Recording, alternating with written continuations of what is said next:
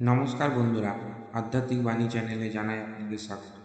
ভারতীয় দর্শন শাস্ত্র এবং বিভিন্ন দেবদেবীর পূজা অর্চনার পদ্ধতি এই চ্যানেলের মূল আলোচনার বিষয়বস্তু। বন্ধুরা, আশা করি আপনারা ভালো আছেন এবং সুস্থ আছেন। সামনে আসতে চলেছে সরস্বতী পুজো।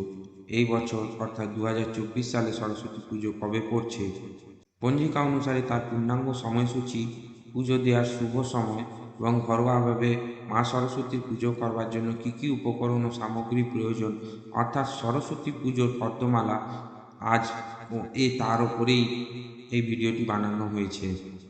তাই বন্ধুরা, ভিডিওটি শেষ পর্যন্ত দেখবেন এবং দেখার পর যদি ভালো লাগে তাহলে অবশ্যই একটি লাইক করবেন এবং কমেন্টে লিখবেন জয় মা সরস্বতী। এবং বন্ধুরা, অবশ্যই ভিডিওটি আপনাদের মধ্যে শেয়ার করে দেবেন। চলুন বন্ধুরা, এবার বিস্তারিত আলোচনা করা যাক। আপনাদের জানিয়ে রাখি, এবছর অর্থাৎ 2024 সালে সরস্বতী পুজো কবে পড়েছে।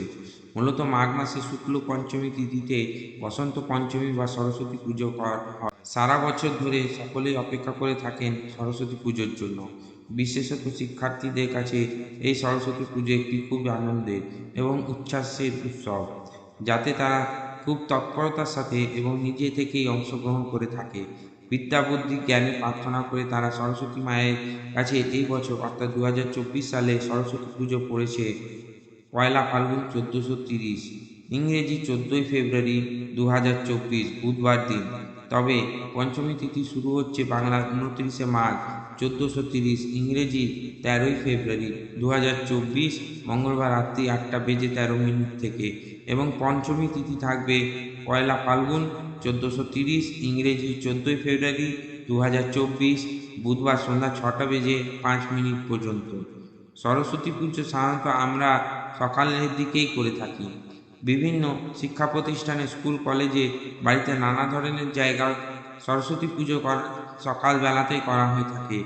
এবছর সরস্বতী পুজো শুভ মুহূর্ত পড়েছে 14ই ফেব্রুয়ারি সকাল 7:01 থেকে দুপুর 12:35 পর্যন্ত। বাড়িতে অনেকে নানা রকম পদ্ধতির সাথে সেই হিসাবে মা সরস্বতীর পুজো দিয়ে থাকে। গোত্র বা স্থান হিসাবে কিছু বিশেষ বিশেষ সামগ্রী যুক্ত হতে পারে। এবার আমি আপনাদেরকে জানিয়ে দেবো, বসন্ত পঞ্চমীর দিন যদি পুরোহিত ছাড়া বাড়িতে নিজেরাই মা সরস্বতীর পুজো আরাধনা যদি করা হয়, তাহলে কোন কোন উপকরণ আমাদের প্রয়োজন লাগবে।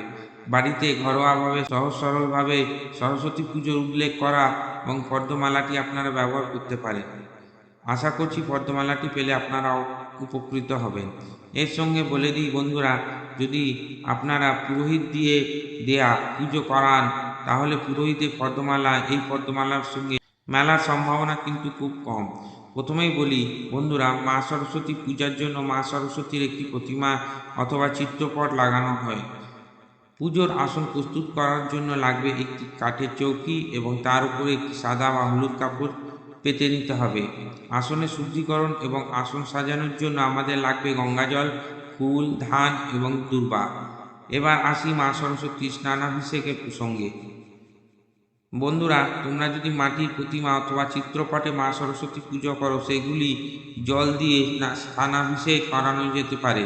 সুগন্ধি জল প্রস্তুত করার জন্য আমাদের লাগবে গঙ্গা জল অথবা পরিষ্কার ছোট গোলাপ জল, অগরু, শ্বেত চন্দন এবং কেশর চন্দন, ফুল একটি তামা বা ছোট পেতলের পাত্র। আর এই সব কিছুর সঙ্গে লাগবে একটা পরিষ্কার শুকনো কাপড়, সেটা সাদা বা হলুদ রঙের হলে সব থেকে ভালো হয়। আর আমরা যদি কোনো মায়ের ধাতব মূর্তি পূজা করি, তাহলে সেক্ষেত্রে দুধ, দই, ঘি, চিনি এবং গঙ্গা জল সব কিছু একসঙ্গে মিশিয়ে পঞ্চামৃত তৈরি করে নিতে পারি এবং সেটা দিয়ে মায়ের অভিষেক করতে পারি। এছাড়া ঘট স্থাপনের জন্য লাগবে একটি তামার বা পেতলের পাত্র, অনেকের মাটির পাত্র স্থাপন করে থাকেন। এরপর লাগবে শীষ ডাব অথবা কলা অথবা নারকেল। ঘটে স্বস্তিক চিহ্ন আঁকার জন্য লাগবে গোলা সিঁদুর, জল, দূর্বা, হলুদ সুতো, মাটির সরা, গোটা আতপ চাল, আম পল্লব। সম্ভব হলে তোমরা সরস্বতী পূজা আমের মুকুল সহ আম পল্লব ব্যবহার করার চেষ্টা করো, কারণ মা সরস্বতীকে আমাদের মুকুল নিবেদন করা অত্যন্ত শুভ বলে মনে করা হয়। ঘটের জলে দেওয়ার জন্য লাগবে হলুদের গাঁট, গোটা সুপুরি, 1 টাকার কয়েন এবং দূর্বা। ঘট বসানোর জন্য লাগবে গঙ্গামাটি, পঞ্চশস্য, পঞ্চরত্ন, পঞ্চগুড়ি। এছাড়াও ঘটের ওপরে দেওয়ার জন্য ঘট আচ্ছাদন, চাঁদমালা, পৈতে এবং ফুলের মালা লাগবে। মা সরস্বতীকে নিবেদন করার জন্য লাগবে নতুন আলতা, সিঁদুর, শাখা, পলা, নোয়া এবং বস্ত্র। বস্ত্রস্বরূপ নতুন শাড়ি বা অথবা মলি সুতো কিংবা চেলি কাপড় তোমরা মাকে নিবেদন করতে পারো।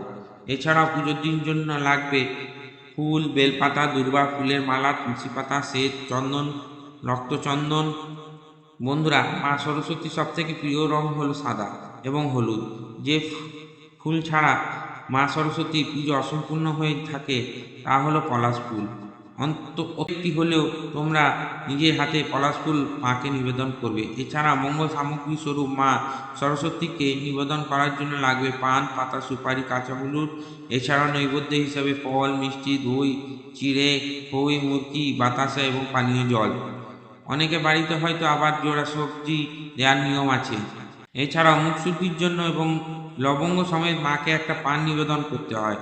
আর মা সরস্বতী পুজোয় আর একটা যে জিনিস লাগবে তা হলো মায়ের পাঁচালির বই। মা সরস্বতী আরতির জন্য লাগবে ধূপ, তেলে প্রদীপ, ঘিয়ে প্রদীপ, পঞ্চপ্রদীপ, কর্পূর, দক্ষিণাব্রত, শঙ্খ অথবা জলশঙ্খ, বস্ত্র, পুষ্প, বাজানো শঙ্খ, ঘণ্টা। তাহলে বন্ধুরা, এই ছিল সরস্বতী পুজোর সাধারণ পর্বমালা। আমি আবারও বলছি, বাড়িতে যদি নিজেরা তোমরা বসন্ত পঞ্চমীর দিন সরস্বতী পুজো করো তাহলে এই উপকরণগুলি দিয়ে পুজো করলেই যথেষ্ট। তবে পুরোহিতদের দিয়ে পূজা করাতে গেলে আরও বেশি কিছু জিনিস লাগে। এরপর চলে আসছি দধিকর্মার প্রসঙ্গে। দধিকর্মা সরস্বতী পুজোর পরের দিন পালন করা হয়। দধিকর্মা পুজোয় কী কী লাগে এবার আমি তোমাদেরকে জানাচ্ছি। দধিকর্মা পুজোর জন্য লাগবে দই, খই অথবা মুরগি, চিড়ে, মিষ্টি, বাতাসা। এছাড়া পানীয় জল অবশ্যই নিবেদন করতে হবে। আমার আজকের ভিডিওটি এই পর্যন্তই। ভিডিওটি দেখে যদি ভালো লাগে তাহলে অবশ্যই চ্যানেলটিকে সাবস্ক্রাইব করে ভিডিওটিকে আরও শেয়ার করে দেবেন, যাতে সবাই দেখে উপকৃত হয়।